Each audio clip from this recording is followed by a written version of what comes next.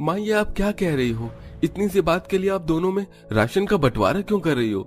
छोड़िए ना, लड़ाई तो हर घर में होती है। नहीं अनुज, अब ये सब हद से ज्यादा हो चुका है। अब तो बंटवारा होकर ही रहेगा। माँ जी ने बिल्कुल सही फैसला लिया है, मैं माँ जी के साथ हूँ। हाँ, अब इन दोनों में बंटवारा तो होगा ही। रोज रोज की लड़ाई किचकिच से मैं अभी परेशान हो चुकी हूँ। मेरी अनामिका बहू भी कितनी ज्यादा परेशान रहती है। इससे अच्छा बंटवारा करो और झंझट खत्म कर दो। अनामिका बहू, ये जो बड़े बड़े बोरों में आटा चावल तेल मसाले हैं तेरे, और ये जो बोरियों में राशन रखा है मधु, ये सब तेरा है। अब अपना अपना राशन उठाओ और रसोई का एक एक हिस्सा पकड़ लो। आखिरकार ऐसा भी क्या हुआ था जो ललिता अपनी ही दोनों बहुओं में राशन का बंटवारा कर रही थी? और क्यों एक बहू को इतनी अच्छी क्वालिटी का अच्छा राशन और ज्यादा राशन, और क्यों एक बहू को खराब क्वालिटी का थोड़ा सा राशन दे रही थी? आइए इसे जानने के लिए कहानी में थोड़ा सा पीछे चलते हैं। क्या मशरूम की सब्जी बनाई है? आपको पता है मुझे मशरूम बिल्कुल नहीं पसंद, लेकिन जब भी आप ये मसालेदार ग्रेवी वाली मशरूम बनाती हो ना, तो मन करता है कि बिना रोटी सब्जी के ही इसे सारा खा जाऊं। सब्जियों में ढेर सारे मसाले तेल ना हो तब तक सब्जी में स्वाद कहाँ आता है। तुम्हें तो लौकी भी नहीं पसंद थी, लेकिन जब मैं बनाती हूँ तो कैसे उंगलियां चाट चाट कर खाते हो। वैसे अनुज, किचन का राशन खत्म होने को आया है। मैंने लिस्ट बनाकर तुम्हें व्हाट्सएप कर दिए, शाम को आते हुए ले आना। 2 हफ्ते पहले मैं राशन लेकर आया था, फिर से राशन खत्म हो गया। खाना तो हम 4 लोगों का ही बनता है, तो ये राशन इतनी जल्दी खत्म कैसे होता है? तेल मसाले थोड़े कम डाला करो। खाना भी तुम्हें मजेदार चाहिए और तेल मसाले भी ना हो, ऐसा हो सकता है क्या? माँ जी, अब आप ही समझाइए इन्हें। बहू सही कह रही है, चुपचाप से शाम को राशन ले आइयो, वरना सीधा बाहर जाकर ढाबे पर खाना खाना। अनामिका की शादी भले एक मिडिल क्लास घर में हुई थी, लेकिन उसका मायका काफी अमीर था, जिसके चलते अनामिका शुरू से ही खाने में भर भर के तेल मसाले डाला करती थी, जिससे भरपूर स्वाद तो मिलता, लेकिन घर का राशन खत्म होने में समय भी नहीं लगता। समय गुजरता है और अनामिका के देवर रमन का रिश्ता लग जाता है, और कुछ समय में रमन की एक मधु नाम की लड़की से शादी हो जाती है। और आज मधु की उसके ससुराल में पहली रसोई की रस्म होती है। मैं यहीं बाहर हॉल में बैठी हूँ, अगर तुम्हें किसी भी चीज की जरूरत हो तो मुझे बुला लेना। घर में सभी को स्वादिष्ट और चटपटा खाना ही पसंद है, तो उनके हिसाब से ही खाना बनाना। भाभी आप फिक्र मत करिए, मैं बहुत अच्छा खाना बनाती हूँ, सभी को मेरा खाना काफी पसंद आएगा। इतना कहकर मधु किचन में जाती है और जल्दी से ढेर सारा स्वादिष्ट खाना बनाकर डाइनिंग टेबल पर सर्व करती है, जो घर में सभी को काफी पसंद भी आता है। खाना तो काफी बढ़िया बना है, क्यों भैया? सच, खाना बहुत बढ़िया बना है। सब्जी में मसाले और तेल भी कम है, लेकिन स्वाद भरपूर आ रहा है। यही खासियत होती है खाना बनाने की। भर भर के तेल और मसाले में तो हर कोई अच्छा खाना बना सकता है, लेकिन कम तेल मसाले में अच्छा खाना बनाना अपने आप में ही एक हुनर है। देखा अनामिका, सीखो कुछ मधु से। कम तेल और मसाले में भी अच्छा खाना बनाया जा सकता है। अरे तू खाना खा, अनामिका बहू के पीछे क्यों पड़ा है? और कौन सा राशन के पैसे तू अकेले देता है? रमन भी तो देता है। मेरी दोनों ही बहुएं काफी अच्छा खाना बनाती हैं।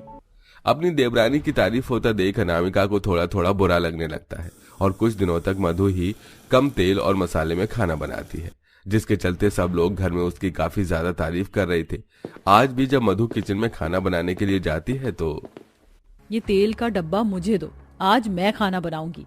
क्यों? इतने दिनों से तो मैं खाना बना रही हूँ और सभी को मेरे हाथ का खाना भी काफी पसंद आ रहा है। नहीं पसंद आ रहा तुम्हारे हाथ का खाना किसी को भी? ना तेल डालती हो, ना मसाले, बेस्वाद खाना बनाती हो। मेरे तो गले से निवाला भी नहीं उतरता है। अब से खाना मैं ही बनाऊंगी, तुम जाकर घर के दूसरे काम करो। ये तो गलत बात है ना। जिस तरह आप इस घर की बहू हैं, ठीक उसी तरह मैं भी इस घर की बहू हूँ। खाना तो मैं ही बनाऊंगी। मधु की बात सुन अनामिका उसके हाथ से तेल का डिब्बा छीनने लगती है। तेल का डब्बा मुझे दो, खाना तो मैं ही बनाऊंगी। मैं भी देखती हूँ कैसे बनाती हैं आप खाना। एक दूसरे से तेल का डिब्बा छीनने लगती हैं, जिसके चलते एकदम से तेल का डिब्बा उनके हाथ से छूटता है और सारे फर्श पर तेल ही तेल हो जाता है। तभी ललिता किचन में आती है और फर्श पर तेल गिरा देखकर, अनामिका बहू, मधु, ये सब क्या है? तुमने 5 किलो तेल का डब्बा जमीन पर गिरा दिया। आप जानती है ना कि मैं खाना कितना अच्छा बनाती हूँ। इसे खाना बनाने की क्या जरूरत है? आप इसे बोल दीजिए खाना तो मैं ही बनाऊंगी। खाना भाभी अच्छा बनाती हैं, लेकिन वो तेल मसाले कितना डालती हैं। आपने देखा इससे राशन भी कितना जल्दी खत्म होता है और ये सेहत के लिए भी अच्छा नहीं है। मैं कम मसाले तेल राशन में भी कितना अच्छा खाना बनाती हूँ। पैसे करो, तुम दोनों चूहे बिल्ली की तरह लड़ रही हो। बच्ची हो क्या छोटी? एक तो इतना नुकसान कर दिया, ऊपर से तुम दोनों की कचर पचर। अब जल्दी से सारा तेल साफ करो। ललिता जानती थी कि इसमें अनामिका की गलती है, क्योंकि अनामिका काफी अमीर परिवार से थी जो शादी के समय काफी सारा दहेज भी लेकर आई थी, जिसके चलते ललिता हमेशा अनामिका के ही साइड लेती थी। वहीं अब दोनों बहुओं में हर रोज खाना बनाने को लेकर झगड़ा भी शुरू हो गया था। ऐसे ही एक दिन, ये देखिए, मैंने आपके लिए आलू मटर का पराठा बनाया, खाकर बताइए कैसा बना है। आपके पराठे से तो कितना ज्यादा बटर टपक रहा है। माँ जी, आप ये रहने दीजिए, आप मेरा बनाया हुआ पराठा खाइए। मैंने बिल्कुल कम बटर के साथ पराठा बनाया है।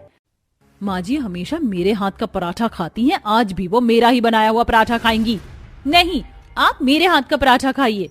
दोनों बहुएं जबरदस्ती अपनी सास को पराठा खिलाने लगती हैं, जिसके चलते गर्मा गर्म पराठा ललिता पर ही गिर जाता है। हर रोज दोनों बहू की किचकिच से ललिता काफी परेशान हो चुकी थी, इसलिए अब वो अपनी दोनों बहुओं में राशन का बंटवारा करने का एक बड़ा फैसला लेती है। ललिता एक दुकान से ढेर सारा राशन मंगवाती है, जिसमें से कुछ राशन काफी अच्छी क्वालिटी का था तो कुछ नॉर्मल, और सभी के सामने अब अपनी दोनों बहुओं में राशन का बंटवारा कर देती है, जिससे ज्यादा और अच्छी क्वालिटी का राशन अनामिका के हिस्से में जाता है और कम और खराब क्वालिटी का राशन मधु के हिस्से में। ये क्या बात होती है? एक तो माँ ने राशन का बंटवारा कर दिया, ऊपर से इतना कम और खराब क्वालिटी का राशन तुम्हें दिया और अच्छी क्वालिटी का राशन भाभी को। क्यों? वो माँ जी की लाडली है, चाहे कुछ भी हो माँ जी अनामिका को ही ज्यादा प्यार करेंगी, लेकिन इससे मुझे कोई परेशानी नहीं है। अब बंटवारा हो चुका है, अब तो बस मुझे बचत के साथ इस कम राशन को भी अच्छे से चलाना होगा। दोनों बहुएं रसोई का एक हिस्सा पकड़ लेती हैं। एक हिस्से में जहां मधु अब अपना कम क्वालिटी के थोड़े से राशन के साथ स्वादिष्ट खाना बनाती है, वहीं अनामिका अच्छी क्वालिटी से ज्यादा राशन डालकर खाना बनाती है। जब तक शाही पनीर में भर भर के मसाले की ग्रेवी ना हो, खाने में मजा ही नहीं आता। यही तो फायदा होता है अच्छी क्वालिटी और भर भर के राशन का। कम चीजों में भी कैसे खाना बना लेते हैं। कम चीजों में भी स्वादिष्ट खाना बनाने का हुनर भी सिर्फ कुछ लोगों में होता है।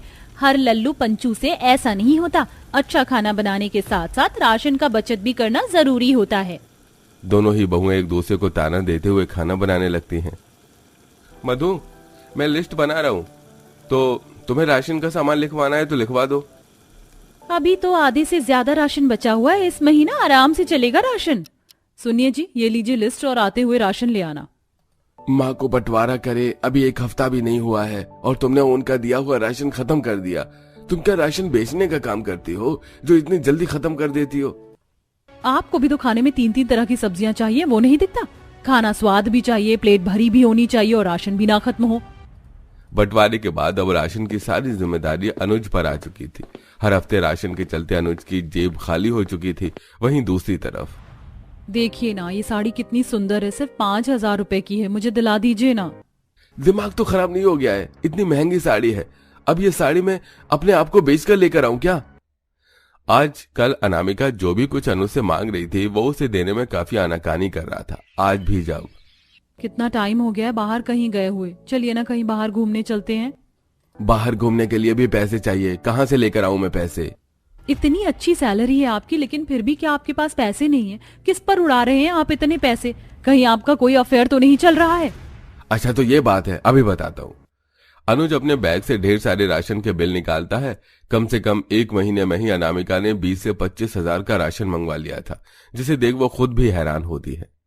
इसी तरह चलता रहा ना तो मैं बस राशन के लिए कमाऊंगा और सेविंग्स के लिए हमारे पास कुछ नहीं बचेगा। मैं भी नहीं जानती थी कि मैं इतना ज्यादा खर्च करवाती हूँ आपसे। सच में मुझे नहीं पता था। मुझे तो लगा था कि 5 से 10 हजार में राशन आ जाता है, लेकिन महंगाई इतनी बढ़ चुकी है बंटवारे के बाद, अब मुझे इसका एहसास हो रहा है। उस बिल्स को देखकर अनामिका को अपनी गलती का एहसास होता है, जिसके बाद अब वो खुद ही बंटवारा खत्म करती है और मधु की तरह ही कम राशन में भी अच्छे से गुजारा चलाती है। ये देखो, मैंने अपने हाथों से तुम्हारे लिए मोंगरे और गुलाब के फूलों से गजरा बनाया है। शंकर, ये गजरा तो बहुत ज्यादा सुंदर है, मेरे बालों पर तो ये काफी अच्छा लगेगा। जैसे लाए हो वैसे पहना भी दो। हाँ हाँ, क्यों नहीं, वैसे भी मैं इसे अपने हाथों से ही पहनाने वाला था। शंकर अपने हाथों से बनाया हुआ गजरा महक के बालों में लगाता है। कैसी लग रही हूँ मैं? बिल्कुल मेरे होने वाली दुल्हन। महक, मैं तुमसे बहुत प्यार करता हूँ। भले ही मैं एक गरीब मजदूर हूँ, लेकिन मैं जिंदगी भर इतनी मेहनत करूंगा कि तुम्हें कभी भी किसी भी चीज की कमी नहीं होने दूंगा। मुझे तुम पर पूरा भरोसा है और हमारे प्यार पर भी। महक शंकर एक दूसरे का हाथ पकड़े प्यार भरी बातें कर रहे होते हैं कि तभी पास से ही एक रेड कलर की फरारी गुजरती है। वो फरारी एकदम उस पार्क के बाहर जाकर रुक जाती है। अनुष्का, तुमने इस पार्क के बाहर कार क्यों खड़ी करवाई है? क्या तुम्हारा भी आम कपल्स की तरह पार्क में बैठने का मन कर रहा है क्या? तुम भी ना। अरे मैं तो महक को देख रही थी, वो देखो अपने गरीब बॉयफ्रेंड के साथ पार्क में खड़ी है। महक मेरी बचपन की सहेली है। एक काम करते हैं, इसी को घर ड्रॉप करते हुए चलते हैं। महक, महक! अनुष्का की आवाज सुन महक अनुष्का के पास आती है। अरे अनुष्का, तुम यहाँ? इससे मिलो, ये है मेरा बॉयफ्रेंड केतन। इसने कल ही ये नई फरारी ली है। हम इस फरारी में एक लॉन्ग ड्राइव के लिए जा रहे थे, वो तो मेरी नजर तुम पर पड़ गई। तुम यहाँ क्या कर रही हो? अरे वो तो मैं शंकर से मिलने के लिए आई थी। ये देखो, शंकर ने अपने हाथों से कितना सुंदर गजरा बनाया है। काफी प्यारा है ना? मैं इसे हमेशा संभाल कर रखूंगी। क्या शंकर ने तुम्हें ये गजरा दिया है? भला अपनी गर्लफ्रेंड को भी कोई गजरा देता है क्या? ये देखो मेरी 10 लाख की डायमंड की रिंग आज केतन ने मुझे गिफ्ट की है। आओ, मैं तुम्हें हमारी फरारी में घर ड्रॉप कर देती हूँ। नहीं अनुष्का, इसकी कोई जरूरत नहीं है। मैं शंकर के साथ आई थी, मैं उसी के साथ चली जाऊंगी। ठीक है, तुम्हारी मर्जी। वैसे भी फरारी में हर गरीब को बैठने का मौका नहीं मिलता। जाओ, तुम अपने बॉयफ्रेंड की उस पुरानी टूटी फूटी साइकिल पर जाओ। अब मैं चलती हूँ, हमें ड्राइव पर जो जाना था। कल मिलते हैं। अनुष्का अपने बॉयफ्रेंड का घमंड दिखाते हुए फरारी में बैठ चली जाती है। वहीं महक शंकर के पास जाती है और उसकी साइकिल पर बैठ अब दोनों घर जाने लगते हैं। अनुष्का और महक दोनों काफी पुरानी सहेलियां थी, लेकिन जहां महक एक गरीब परिवार से थी, वहीं अनुष्का काफी अमीर परिवार से। महक को अपनी हैसियत के हिसाब से ही एक गरीब लड़के से प्यार हुआ था, वहीं अनुष्का अपनी हैसियत से बढ़कर एक अमीर लड़के से प्यार करती है। समय गुजरता है और दोनों ही सहेलियों की शादी हो जाती है। इत्तेफाक से इन दोनों का ससुराल एक दूसरे के पड़ोस में ही था। केतन, मुझे बहुत ज्यादा गर्मी लग रही है। तुम्हारी इस फरारी का क्या एसी नहीं चलता है? और ये तुम्हारा घर कितना दूर है, अभी तक आया क्यों नहीं है? इस शादी के जोड़े में मुझे बहुत बेचैनी हो रही है। तुम्हें ही शौक था सब्यसाची का इतना महंगा शादी का जोड़ा पहनने का, और एसी चल तो रहा है। थोड़ी देर रुक जाओ, हम बस पहुंचने ही वाले हैं।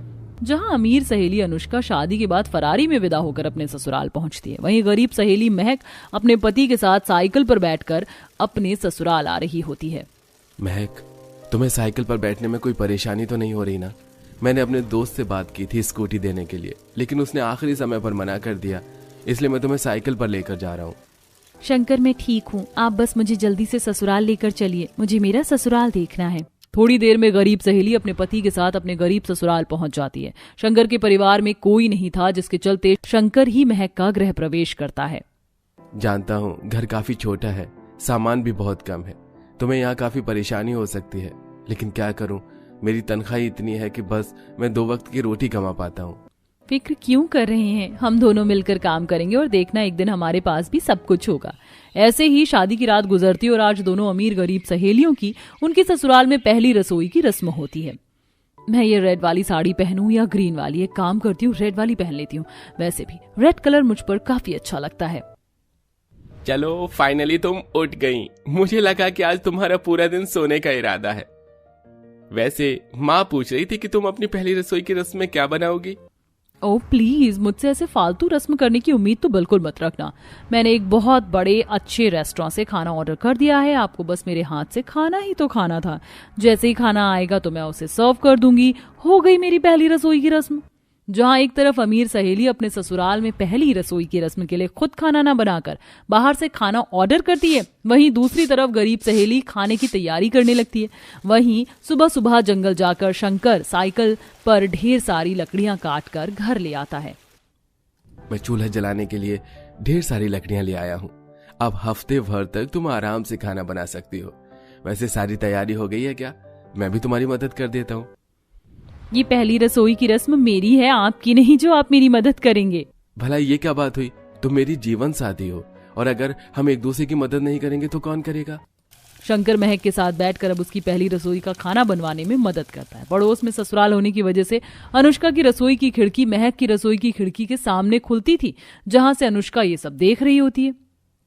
लगता है दाल चावल बना रही है। और बना भी क्या ही सकती है, इसकी हैसियत भी तो बस दाल चावल बनाने की ही है। अनुष्का देखती है कि खाना बनने के बाद अब शंकर अपने हाथों से महक को खाना खिला रहा है और पहली रसोई की रस्म के तोहफे पर उसे एक सस्ती सी साड़ी दे रहा है। अनुष्का होटल से ऑर्डर किया हुआ खाना बर्तन में सर्व कर डाइनिंग टेबल पर लगा देती है। वहीं केतन खाना खाने लगता है, जिसे देख ये क्या, मुझे तो लगा कि तुम मुझे अपने हाथों से खिलाओगे।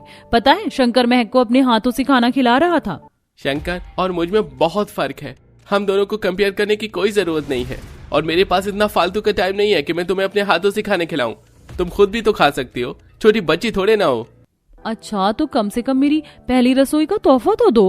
ये खाना तुमने होटल से मंगवाया है, ना कि खुद बनाया है जो मैं तुम्हें तोहफा दूं कोई। और इतना ही गिफ्ट लेने का शौक है तो मेरा क्रेडिट कार्ड ले जाओ और जो चाहे वो खरीद लेना।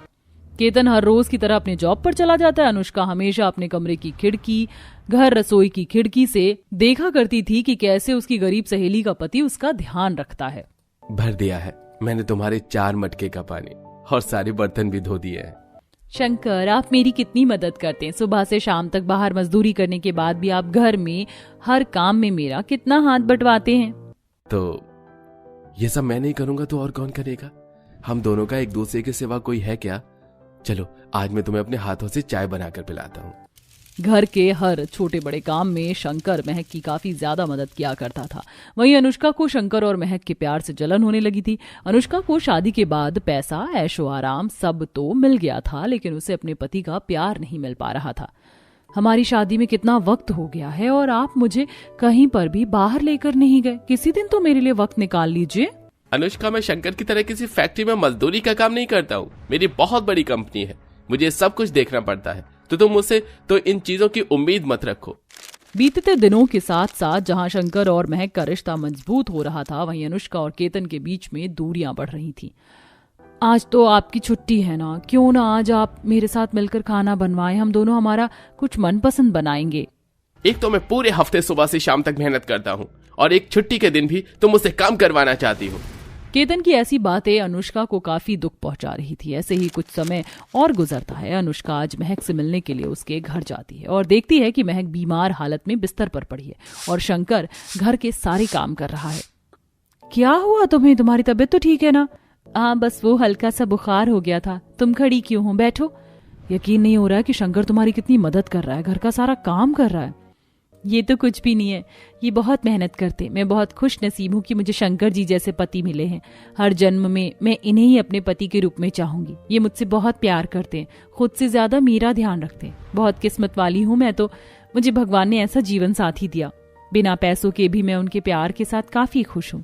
महक इतना बोल ही रही होती कि तभी शंकर महक और अनुष्का के लिए चाय बनाकर लाता है। ये सब देख अनुष्का ये सब समझ जाती है कि उसने अमीरी और ऐशो आराम के चलते एक अमीर इंसान से शादी तो कर ली, लेकिन शायद अब उसे जिंदगी भर उन्हीं पैसों में ही अपनी खुशियां ढूंढनी पड़ेंगी।